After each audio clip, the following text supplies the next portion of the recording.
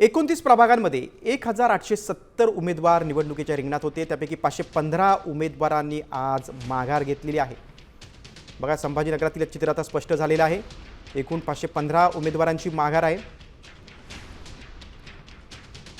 महानगरपालिकेच्या 29 प्रभागात एकूण त्यामध्ये 1870 उमेदवार निवडणुकीच्या रिंगणात होते। आणि जवळपास आता त्यातल्या निम्म्या उमेदवारांनी आपला उमेदवारी अर्ज मागे घेतलेला आहे।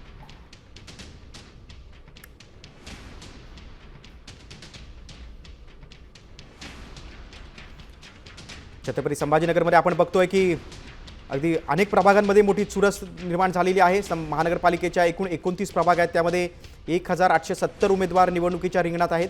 त्यापैकी 515 उमेदवारांनी आज माघार घेतलेली आहे। आपण अधिक माहिती घेऊया आमचे प्रतिनिधी माधव सावरगावे यांच्याकडनं। माधव, संभाजीनगरामधलं चित्र आता थोडंसं स्पष्ट होतं। जवळपास निम्म्या उमेदवारांनी माघार घेतलेली आहे। काय राजकीय चित्र आहे?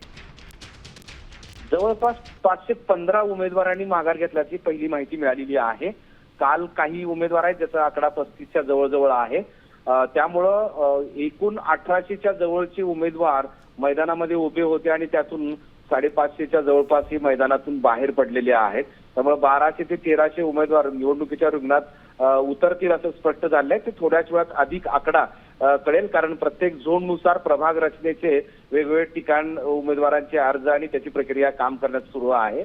त्यामुळे आता छत्रपती संभाजीनगरमध्ये प्रामुख्यानं महायुतीमध्ये 2 भाजप आणि शिवसेना आणि तिसरा पक्ष म्हणून शिवसेना उद्धव ठाकरे गट ही तिरंगी प्रमुख लढत चर्चेत असताना राष्ट्रवादी काँग्रेस अजित पवारांनी जवळपास 100 जागांवर आपले उमेदवार उभे केले। त्यांचा आकडा हा 99 आहे। आणि सगळ्यात महत्त्वाचं म्हणजे ज्या एमआयएमची चर्चा केली जात आहे त्या एमआयएमच्या एका उमेदवारांनी आज माघार घेतली आहे।